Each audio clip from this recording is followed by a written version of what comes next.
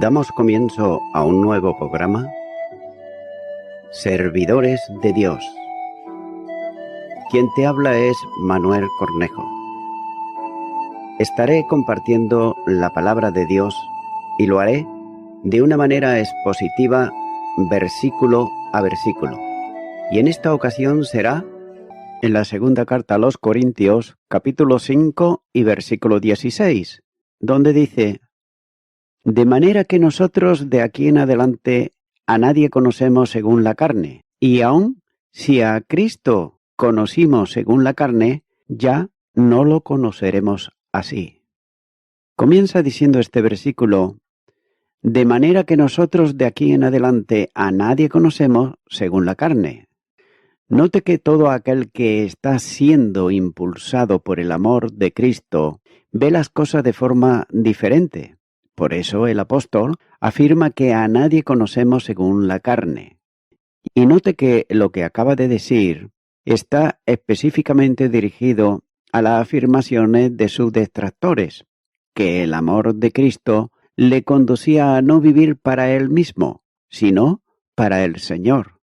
Luego él considerar, distinguir, juzgar las cosas como había estado acostumbrado, ya no tienen cabida en su experiencia de vida actual. Si vive a Cristo, no puede sino juzgar como Cristo. El cambio operado en su vida es de tal magnitud que no vive por apariencia, ni juzga por lo que se ve. De modo que cualquier consideración humana, casi siempre egoísta, deja de actuar en él para que sea otro el motivo y la razón de su modo de entender las cosas. Su vida dependía de Cristo, y su modo de juzgar a las personas y las cosas se establecían en el interés y también el discernimiento de Cristo y no en el suyo propio. Por otro lado, los falsos apóstoles, ellos estaban juzgándole bajo mera apariencia, pero él vivía de otro modo. La gran lección de no juzgar por apariencias se reitera continuamente en las Escrituras, ya que sería de provecho que cada uno de nosotros tuviésemos muy en cuenta que no nos es dado juzgar las intenciones y motivaciones personales de las acciones de los hombres, que solo puede juzgar el Señor, porque solo Él las conoce. Sigue diciendo este versículo: y aun si a Cristo conocimos según la carne. La segunda oración del versículo reviste una cierta dificultad, ya que Pablo dice que si conocimos a Cristo según la carne. Ahora bien, ¿conoció personalmente al Señor? Nada se dice de ese conocimiento en ningún testimonio suyo, de modo que entender aquí que el apóstol había conocido a Jesús según la carne no es una correcta interpretación del texto. Pero note que no quiere decir que lo conoció o vio, literalmente hablando, sino que lo tuvo simplemente como un hombre y no como el Mesías. Es más, como fariseo que era, estaba herido a la mentira de que no había resucitado, sino que su cuerpo muerto había sido sacado de la tumba. Aún veía la cruz como un lugar de ignominia y tendría en mente el postulado de la ley sobre que era maldito todo el que fuese colgado en un madero. Pero note que en el camino de Damasco el encuentro con la gloria de Dios y la identificación de esa gloria con Jesús, a quien él perseguía en las personas de los cristianos, hizo cambiar el concepto de apreciación de Pablo para conocerlo plenamente como Señor. Después de conocer el significado de su obra, ya no le conoce desde la dimensión de la carne. Por tanto, una visión transformadora en la que las cosas celestiales pasan a ser la razón de su vida y la persona admirable de Jesús la medida absoluta de todos sus actos. Sigue diciendo este versículo: ya no lo conocemos así. La conclusión es bien obvia. Ya que Cristo había dejado de ser para Pablo un hombre más, Ahora, aquella forma de pensamiento que tenía sobre él había desaparecido para considerarlo en la dimensión gloriosa de su condición plena, como Dios manifestado en carne, como Salvador, como Señor y como esperanza de gloria. Es para Pablo, y necesariamente también para nosotros, aquel que nos amó y se entregó personalmente a la muerte por cada uno. Continúo ahora con el versículo 17, donde dice: de modo que si alguno está en Cristo, nueva criatura es. Las cosas viejas pasaron, he aquí todas son hechas nuevas. Comienza diciendo este versículo: de modo que si alguno está en Cristo, nueva criatura es. El cambio de orientación y de aceptación que se ha considerado en el versículo anterior recibe aquí la explicación del por qué se produce, ya que es la consecuencia de la regeneración. De otro modo, quien ha sido puesto en Cristo no es tanto una nueva criatura como es una nueva creación. El apóstol trató este tema en el escrito anterior a los Corintios, en su primera carta a los Corintios, capítulo 12 y versículo 13. De manera que todo aquel que ha sido bautizado en Cristo adquiere ontológica y espiritualmente un nuevo ser, ya que es una nueva creación de Dios. También debe de notarse que está refiriéndose a lo que los lectores de la epístola creyente de la Iglesia en Corinto, así como todos los otros en cualquier lugar y también tiempo, son verdaderos creyentes, puesto que sólo quienes tienen esa condición están en Cristo. Por tanto, el hombre caído está inhabilitado delante de Dios. Por tanto, cuando él cree que es bueno, está deformado y deteriorado. Por tanto, nada puede hacer por sí mismo para revestir la situación. Pero cuando cree, no necesita ya nada, puesto que en Cristo las cosas viejas ya pasaron. También es necesario entender con claridad que, por el bautismo del Espíritu, todos los creyentes individualmente y el conjunto de ellos está unido vitalmente al Señor, estableciéndose una plena identidad, de forma que las virtudes de Cristo pueden serles imputadas a los que están en Él. La acción del Espíritu Santo es una obra creadora de Dios, pero lo que se denomina nueva creación es el resultado de la unión con Cristo. Pablo enseña aquí que estar en Cristo es llegar a ser una nueva creación, habiendo pasado las cosas viejas y sustituidas por las nuevas, todas ellas obra de Dios. Sigue diciendo este versículo: las cosas viejas pasaron, he aquí, todas son hechas nuevas. El mundo de la regeneración es un mundo nuevo, y este cambio a cosas nuevas se ha considerado anteriormente, por ejemplo, en el capítulo 2, versículo 14 y capítulo 4, versículo 18. Cuando Cristo resucitado se une a los creyentes, o si se prefiere, cuando los creyentes son vitalmente unidos a Cristo, sentándose con Él en lugares celestiales. Efesios capítulo 2, versículo 6. Formando así una unidad definitiva e inconmovible, se le conoce como nueva creación. Pero note que a su vez, como es el caso de este versículo, cada creyente, individualmente por la misma razón, es también como individuo, una nueva creación. El salvo unido a Cristo resucitado, que es cabeza de la Iglesia y cabeza personal del salvo, juntamente el salvo y el Señor constituyen la nueva creación de Dios. Por tanto, desde el momento de la vinculación con el resucitado, todas las cosas vienen a ser hechas nuevas, desapareciendo experimentalmente todo lo que era antiguo. Continúo ahora con el versículo 18, donde dice: y todo esto proviene de Dios, quien nos reconcilió consigo mismo por Cristo y nos dio el ministerio de la reconciliación.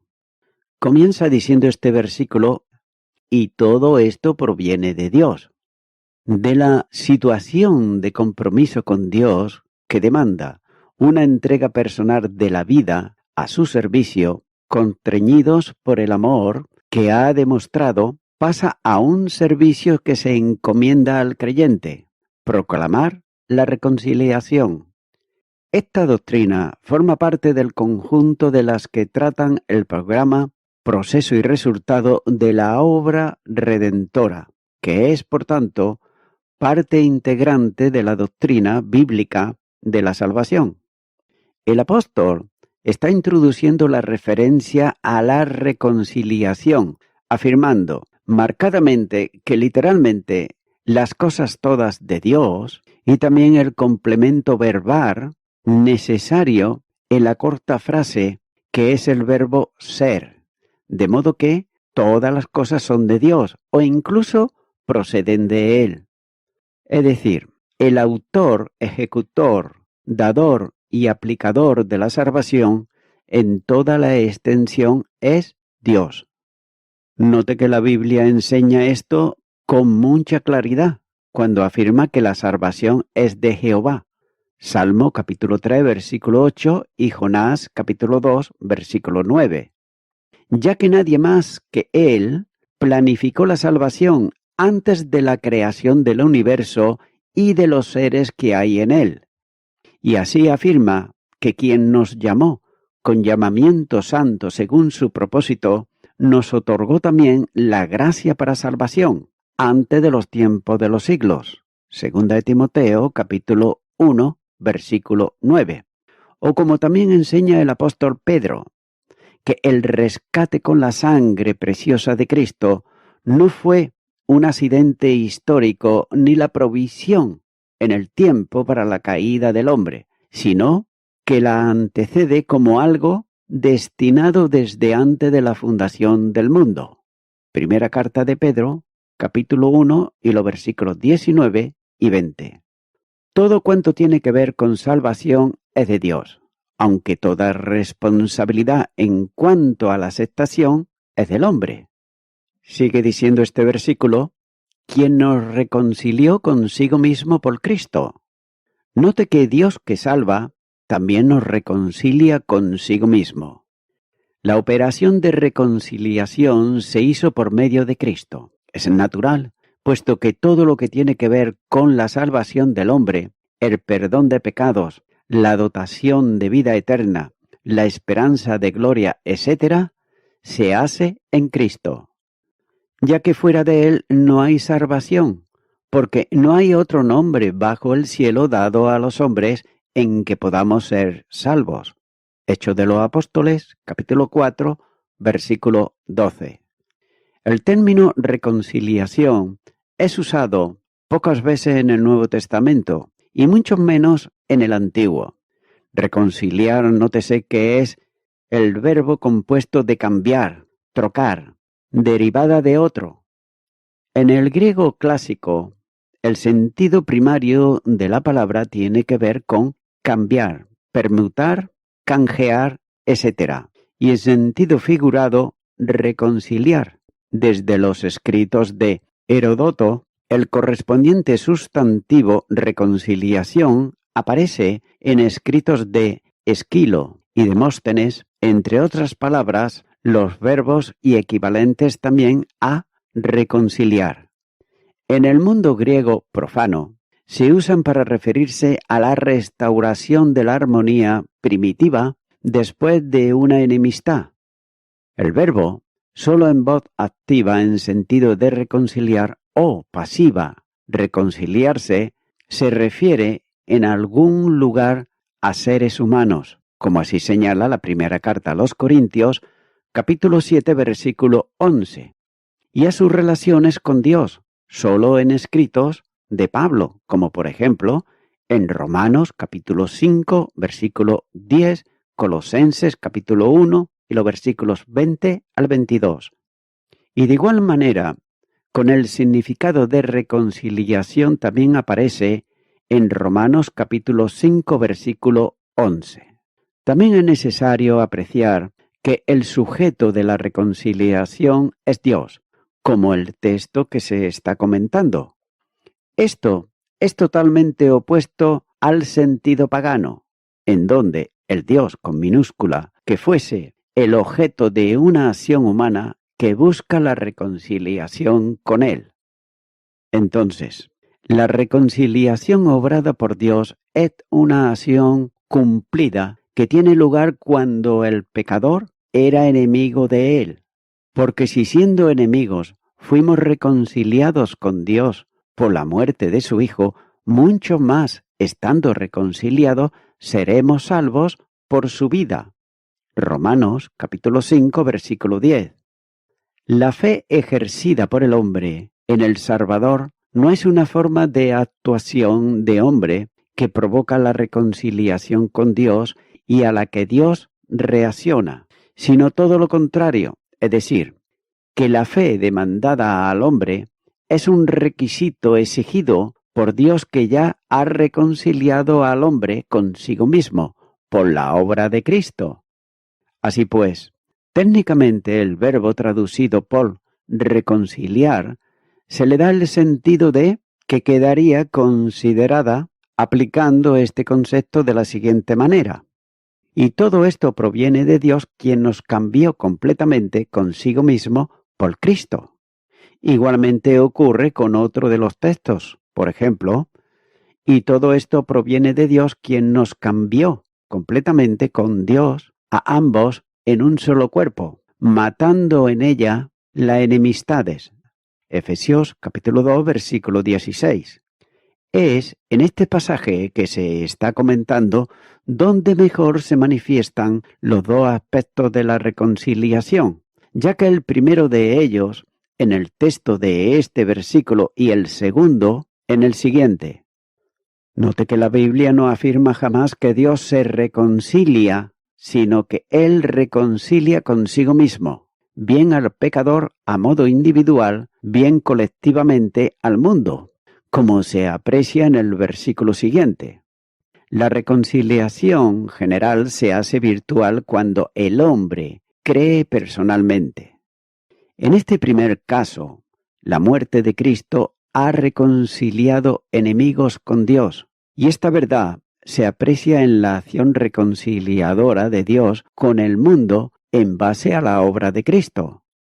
La reconciliación ocurre por medio de la obra de Cristo, como así señala Romanos capítulo 5 y los versículos 10 y 11. Esto es, a causa de su muerte y también su resurrección.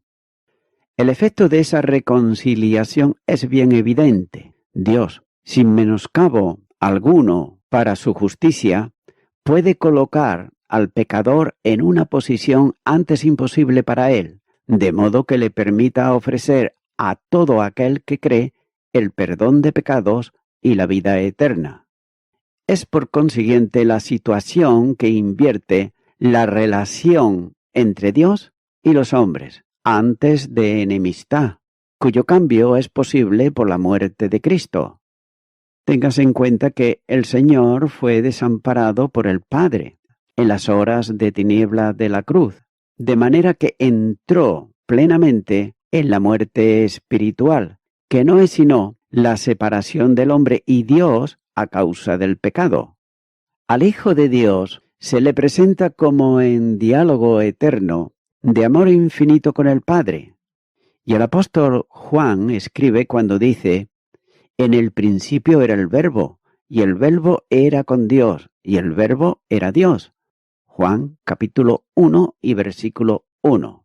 La preposición propia, traducida aquí por con, expresa la idea de frontalidad y podría entenderse mejor por la preposición cabe en desuso en el día de hoy, que habla de relación junto a.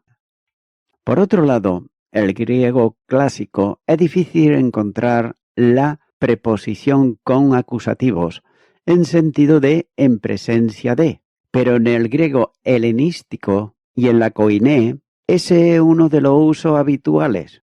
Así es el texto de Juan. Puede traducirse como: en el principio era el Verbo, y el Verbo estaba ante Dios, y el Verbo era Dios. De manera que el Verbo está junto al Padre. en una eterna presencia de comunión.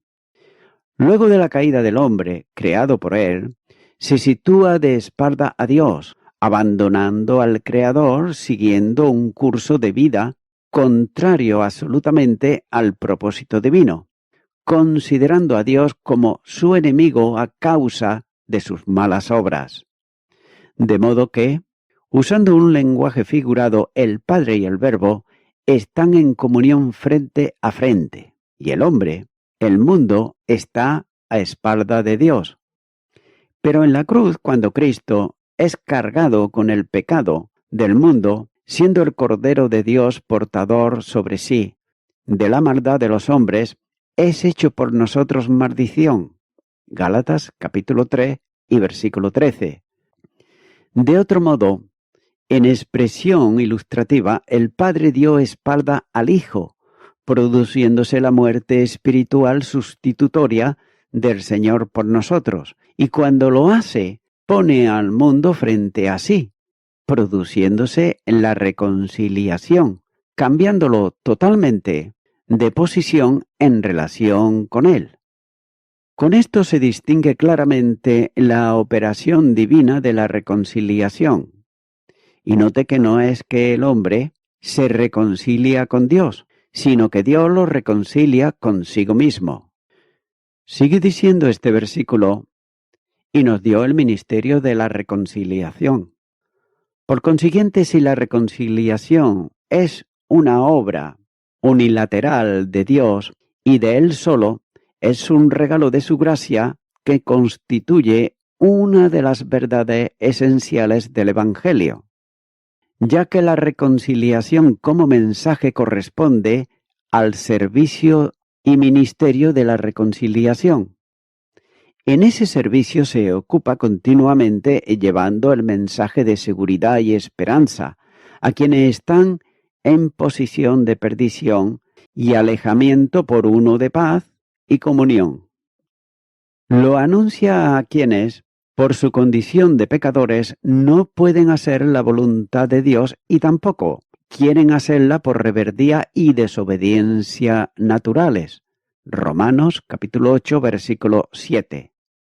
Note que anuncia a todos que la reconciliación fue posible mediante el pago de un precio y la cancelación de la deuda contraída por el pecado. Romanos capítulo 5, versículo 10. Por tanto, Dios encarga a los creyentes en general que anuncien al mundo y proclamen la reconciliación. Y voy concluyendo con esto. Dice la palabra de Dios, si alguno. Esta es una promesa para cualquiera, ya que si alguno, es decir, no importa la clase de raza, la nacionalidad, el idioma o el nivel de intelectualidad que pueda tener la persona, ya que alguno se refiere a cualquier persona que pueda ser una nueva creación en Cristo Jesús. Cuando está diciendo está en Cristo, esta es una nueva promesa para aquel que está en Cristo. Esta no es una promesa para aquellos que están centrados en sí mismos, es decir, que no tienen a Cristo, o en la religión del hombre, o en alguien o algo más, ya que esto es solamente para aquellos que están en Cristo.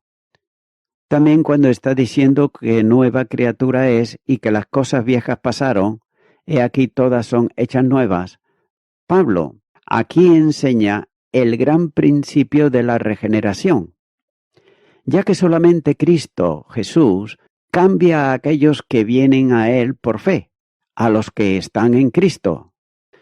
Note que los salvos no son únicamente perdonados, sino que también ellos son transformados en una nueva criatura. Mi amigo, mi amiga oyente, quiero decirte algo y es lo siguiente. Si aún no has venido a Cristo, si aún no has experimentado el nuevo nacimiento, si aún todavía no eres nueva criatura de Dios, pues ahora tienes la ocasión de invitarle a Cristo a que venga a tu vida, a que venga a tu corazón. Para ello, ora conmigo para invitarle a que venga y repite esta oración que yo voy a hacer. Señor Jesucristo, Vengo ante ti en arrepentimiento, pidiéndote perdón por todos mis pecados y por todo el mal que he hecho. Ahora, te abro mi corazón y te acepto como mi Salvador, y te doy gracias en tu nombre. Amén.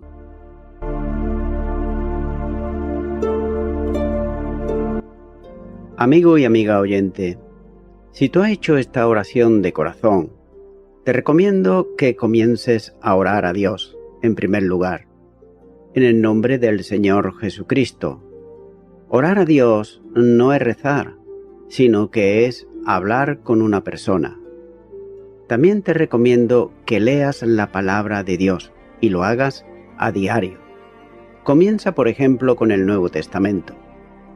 Y también, por último, te recomiendo que para que puedas crecer espiritualmente, te congregues en una iglesia cristiano-evangélica, donde se predique, se enseñe y se practique la sana doctrina y la palabra de Dios. Congrégate ahí y con el tiempo podrás crecer espiritualmente y también servir al Señor Jesucristo. Que Dios te bendiga. Y a toda la audiencia, nuevamente ya me estoy despidiendo de todos ustedes y será hasta el próximo programa. Que Dios os bendiga a todos.